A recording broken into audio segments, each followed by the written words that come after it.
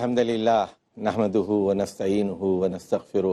ونتوکل علیہ ونعوذ باللہ من شرور انفسنا ومن سیئات اعمالنا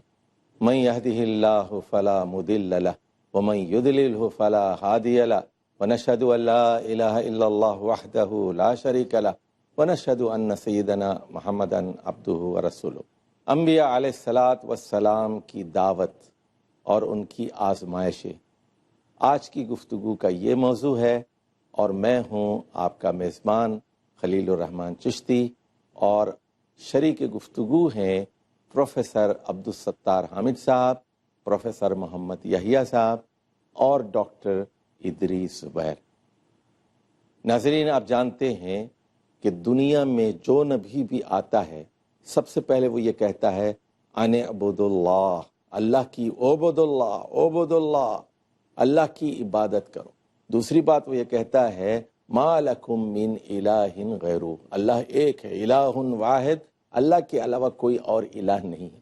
تیسری بات وہ یہ کہتا ہے میں رسول وقت ہوں، میری اطاعت کرو، عبادت اللہ کی کرو، ایک خدا کو تسلیم کرو، اور میں اپنے وقت کا نبی ہوں، میری اطاعت اور میری پیروی کرو۔ اور چوتھی چیز یہ کہ وہ یہ کہتا ہے کہ طاغوت سے بچو، طاغوت سے بچو۔ تمام رسول دنیا میں جتنے آئے ہیں وہی کہتے ہیں کہ اللہ کی عبادت کرو، طاغوت سے بچو۔ اور پانچویں بات بڑی اہم یہ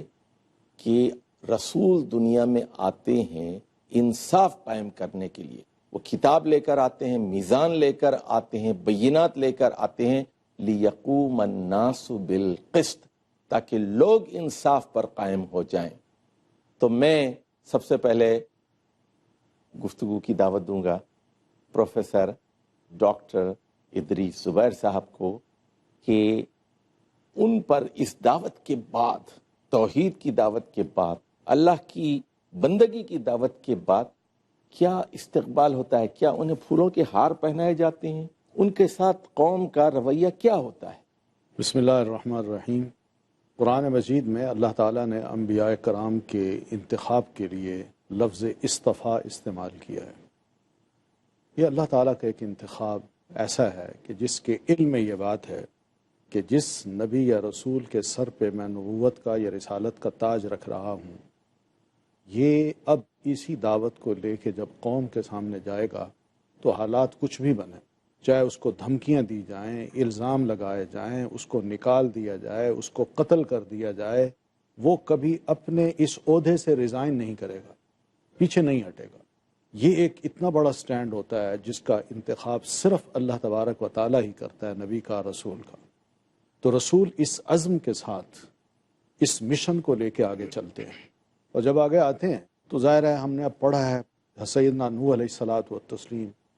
950 سال یہ دعوت دیتے ہیں، اکتاتے نہیں ہیں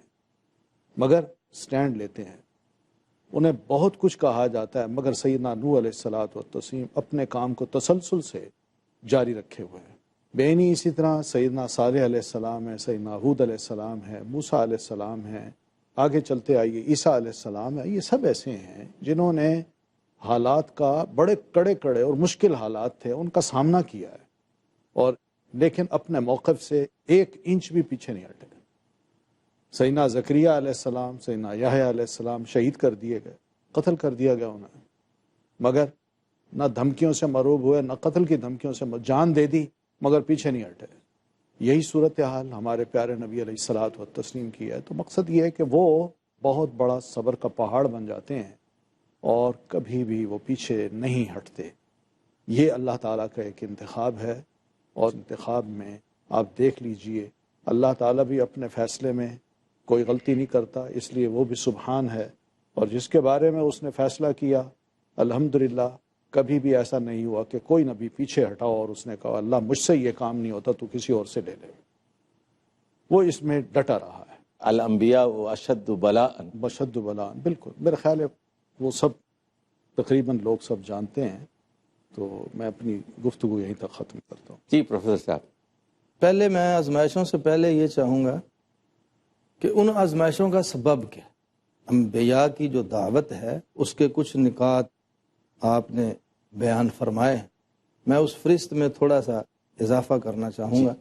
آزمائش کی، اور اسی وجہ سے انبیاء پر آزمائشیں اور ابتلائیں آتی. جیسا آپ نے کہا کہ تمام انبیاء کی مشترکہ دعوت ہے توحید الہی اور عبادت الہی. ہر نبی کی یہ دعوت ہے آخرت پر ایمان لانے کی، کہ وہ اپنی امت کو، اپنی قوم کو جن کی طرف اسے مبعوث کیا گیا ہے، وہ ان کو آخرت کے دن، جزا اور سزا کے دن کی تبلیغ کرتا ہے، تلقین کرتا ہے، ڈراتا ہے، دھمکاتا ہے. یہ تمام انبیاء کی دعوت جو ہے وہ مشترکہ ہے. اسی طرح تمام انبیاء جو ہیں وہ دنیا سے ظلم اور جور کا خاتمہ کرنے کے لیے آتے ہیں، عدل اور انصاف کا نظام قائم کرنے کے لیے آتے ہیں، مظلوموں کی داد رسی کے لیے آتے ہیں، ظالم کا ہاتھ روکنے کے لیے آتے ہیں. انبیاء کی دعوت کا ایک مشترکہ نقطہ یہ بھی ہے کہ تمام انبیاء کرام نیک اعمال کی تلقین کرتے ہیں. تو نیک اعمال کی تلقین جو ہے، تبلیغ اور نصیحت، یہ تمام انبیاء کی مشترکہ دعوت ہے. اسی طرح انبیاء کی دعوت کا جب ہم مطالعہ کرتے ہیں تو ہمارے سامنے یہ بات آتی ہے کہ وہ نافرمانی کی مخالفت کرتے. لوگوں کو کہتے ہیں کہ اللہ کی نافرمانی نہ کرو، رسول وقت کی نافرمانی نہ کرو، جو اللہ اور اس کے رسول کے احکام ہیں ان کی فرما برداری. اور تمام انبیاء کی دعوت جو ہے وہ تقوی کی دعوت. فاتقوا اللہ واطیعون. سورۃ شعراء پڑھیں آپ، متعدد انبیاء کرام کا ذکر ہے. ہر ایک نے اپنی امت کو یہی کہا، فاتقوا اللہ واطیعونی، اللہ سے ڈرو اور میری اطاعت کرو، اللہ سے ڈرو اور میری اطاعت کرو. اسی طرح انبیاء کرام کی جو دعوت ہے اس میں یہ بات بھی ہمیں مشترکہ نظر آتی ہے کہ وہ مظاہر فطرت اور دلائل پر غور و خوض کی دعوت دیتے ہیں. وہ ان کی دعوت ایسی نہیں ہے کہ وہ اندھیرے میں دعوت دے، نہیں، اللہ تعالیٰ کے بندوں کو، اللہ کی مخلوق کو اللہ نے جو فطرت کے مظاہر پیدا کیے ہیں ان پر غور و فکر کی دعوت دیتے ہیں کہ کائنات کا ذرہ ذرہ تمہیں زبان حال سے یہ کہہ رہا ہے کہ تمہیں صرف اپنے اللہ کی عبادت کرنی چاہیے، اس کے سوا کسی اور کے سامنے جھکنے کی جسارت اور جرت نہیں کرنی چاہیے. اسی طرح تمام انبیاء کی دعوت میں یہ بات بھی شامل ہے کہ وہ اپنی امت کو جن کی طرف انہیں مبعوث کیا گیا بد عملی کے نتائج سے آگاہ کرتے ہیں کہ اگر یہ کرو گے تو یہ انجام ہوگا، اور یہ کرو گے تو یہ انجام. اگر اچھے اعمال کرو گے اس کا نتیجہ یہ ہوگا، عزت ہے، عظمت ہے، فضیلت ہے، برتری ہے، جنت ہے، آرام ہے. اور اگر بد عملی کرو گے، نافرمانی کرو گے اور اللہ اور اس کے رسول کی مخالفت کرو گے تو پھر اس کے نتائج جو ہیں وہ تمہیں بھگتنے پڑیں گے. یہ وہ چند نکات ہیں جو انبیاء کرام کی دعوت میں ہمیں مشترکہ طور پر نظر آتے. رہا آپ کا یہ سوال کہ یہ جو دعوت ہے اس کے نتیجے میں انبیاء کرام کو کس قسم کے حالات کا سامنا کرنا پڑا. تاریخ انبیاء کا اگر مطالعہ کیا جائے قرآن مجید کی روشنی میں تو یہ امر واضح ہوتا ہے کہ ہر نبی کو اس دعوت کی پاداش میں بڑے بڑے مصائب کا سامنا کرنا پڑا. نوح علیہ السلام کی بات پروفیسر صاحب نے فرمائی، ڈاکٹر صاحب نے. کون سی آزمائش ہے، کون سی ابتلا ہے اور کون سا وہ دکھ ہے جو جناب نوح علیہ السلام کو برداشت نہیں کرنا پڑا. سیدنا ابراہیم علیہ السلام کی ایک تاریخ، انہیں آگ میں کیوں پھینکا گیا، نارے نمرود میں کیوں پھینکا گیا، کیا گناہ تھا ان کا، سوائے اس کے کہ وہ یہی کہتے تھے لما تعبد ما لا يسمع ولا يبصر ولا يغني عنك شيئا، کہ ایک اللہ کی عبادت کرو، تم ان کی پوجا کیوں کرتے ہو جو تمہیں نہ نفع دے سکتے ہیں نہ نقصان پہنچا سکتے. پھر ابراہیم علیہ السلام کی آزمائش آپ دیکھیں، انہیں اپنے ماں باپ کو چھوڑنا پڑا، اور باپ تک، ڈاکٹر صاحب، باپ تک دشمن بن گیا جسے رحیم ہونا چاہیے، شفیق ہونا چاہیے، اولاد کے لیے مہربان ہونا چاہیے. وہ کہتا ہے کہ لئن لم تنتہی لارجمنک واہجرنی ملیہ، اگر تم اپنی اس دعوت سے باز نہ آئے تو میں تمہیں سنگسار کر دوں گا، پتھر مار مار کے رجم کر دوں گا، یا پھر تمہیں میرا گھر چھوڑنا پڑے گا، میرا وطن چھوڑنا پڑے گا. جو یہ ایسی آزمائشیں ہیں جو انبیاء کرام علیہ السلام کو دعوت کے پاداش میں برداشت کرنا پڑی، اور انہوں نے بڑی استقامت کے ساتھ واہ ویلا نہیں کیا، گلا شکوہ نہیں کیا، اللہ سے نہیں کہا یا اللہ کیا تو نے ہمیں مصیبت ڈال دی ہے، یہ نہیں کہا، بلکہ بڑی استقامت کے ساتھ، صبر کے ساتھ، حوصلے کے ساتھ ان مصائب کو برداشت کیا، اور پھر نتیجہ نکلا کہ اللہ تعالیٰ نے ان سب کو کامیابی اور کامرانی سے ہمکنار فرمایا. ناظرین، اب تک جو گفتگو ہوئی وہ یہ کہ انبیاء علیہ الصلاۃ والسلام جب توحید کی دعوت دیتے ہیں تو لازماً ان کو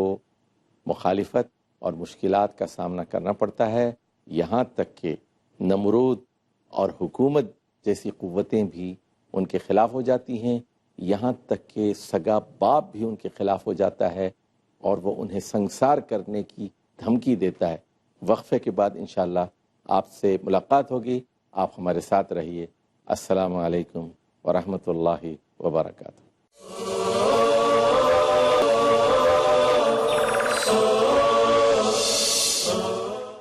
الحمدللہ والصلاة والسلام علی رسول اللہ۔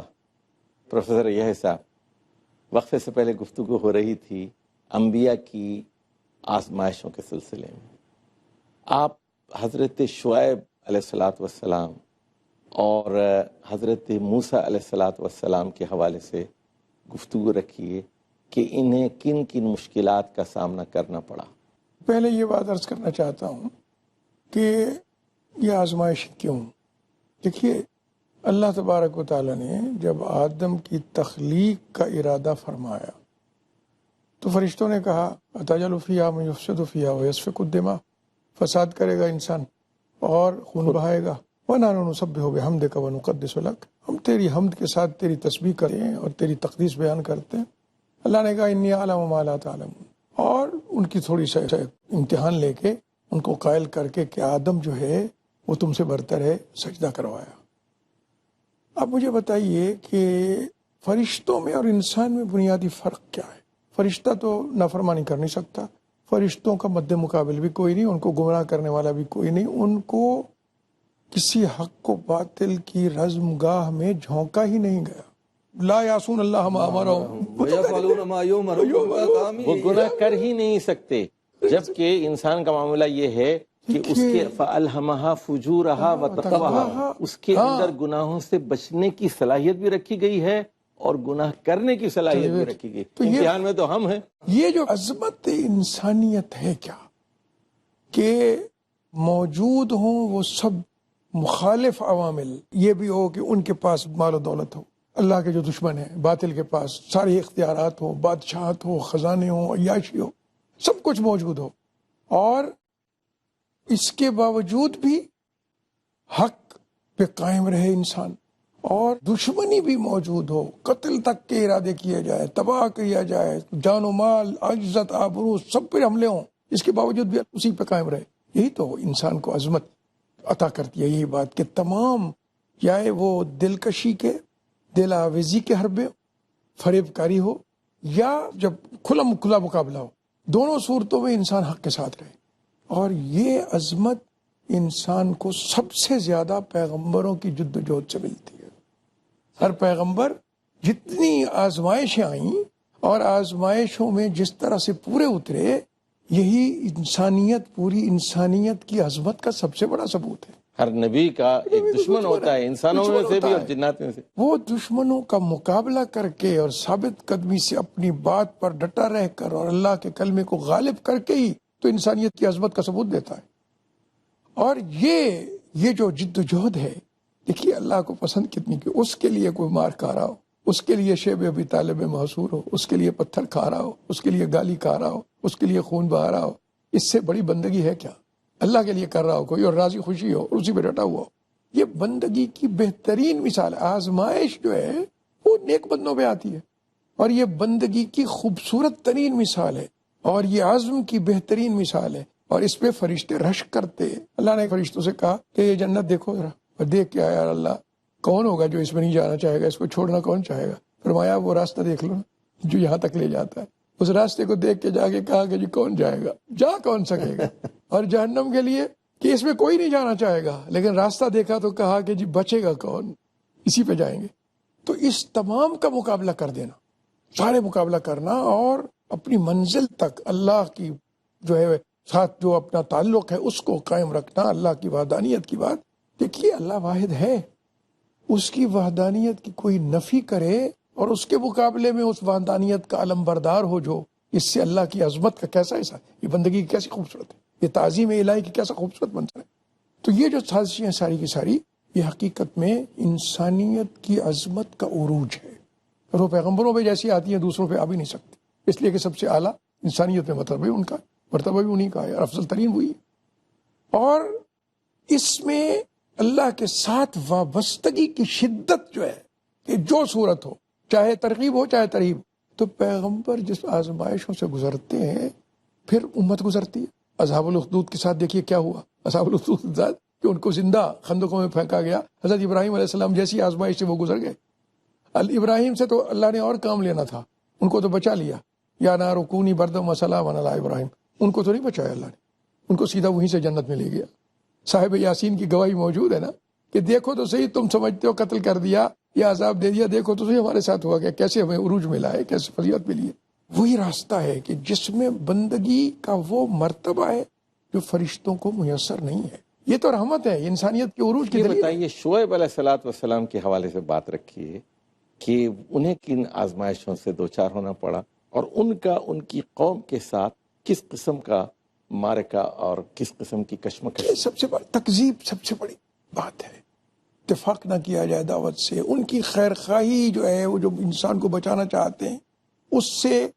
روگردانی کی جائے اور اپنے آپ کو اسی میں جہنم میں ڈالا جائے۔ تو یہ ساری صورتیں ایسی ہیں۔ پھر شعیب علیہ السلام آئے بھی اس لیے کہ وہ جو خرابی آ گئی تھی، دیکھیے نبی بھیجا جاتا ہے تو جس وقت شیطانی قوتوں سے طاغوت، آپ لفظ استعمال فرما رہے تھے، بڑی خوبصورت بات تھی، ان اعبدوا اللہ واجتنبوا الطاغوت، جب طاغوت کی تسلط سے اور اس کی وجہ سے دنیا کا نظام خراب ہو چکا ہوتا ہے، انسان کی روحانی طور پہ خرابی کی انتہا پہ پہنچ چکا ہوتا ہے، اور وہ ملاوٹ بیماریوں کریں، میں، ناپ تول میں کمی کریں، یہ بھی بڑی اس خرابی میں ہے۔ اس وقت معالج کو بھیجتا ہے، جی۔ وہی ہوتا ہے بچانے والا، اسی کے راستے پہ چل کے بچایا جا سکتا ہے۔ تب اس کو جھٹلا دینا، اس کی تکذیب کر دینا، اس پہ آوازیں کسنا، اس پہ الزام تراشی کرنا، اس کو، یہ ساری باتوں سے تمام انبیاء گزرے، شعیب علیہ السلام بھی گزرے۔ اور شعیب علیہ السلام کی بات یہ دیکھیے کہ قوم کو سمجھانا، ان کی اصلاح، اور وہ جو باتیں سمجھائی انہوں نے وہی تھیں جو ان کو بچا سکتی تھی، اور سارے پہ صبر کرنا۔ تو تمام انبیاء، کسی نبی کو بھی دیکھ لیں، حضرت یوسف علیہ السلام کو دیکھ لیں کہ کن کن آزمائشوں سے گزرے اور کیسے ثابت قدم رہے،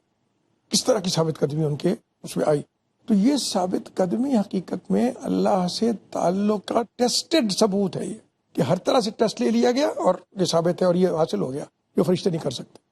فرشتوں میں یہ صلاحیت نہیں ہے۔ رسول اللہ صلی اللہ علیہ وسلم کے ذات اقدس پہ جو کچھ ہوا اور جس طرح کے امتحانوں سے گزرے آپ، اور جس طرح کی اذیتیں آپ کے سامنے، آپ کے وہ تکلیفیں بھی جو بلال کو ملتی تھی، اللہ کے رسول صلی اللہ علیہ وسلم کو اتنی درد پہنچاتی تھی جتنی بلال کو پہنچا رہی،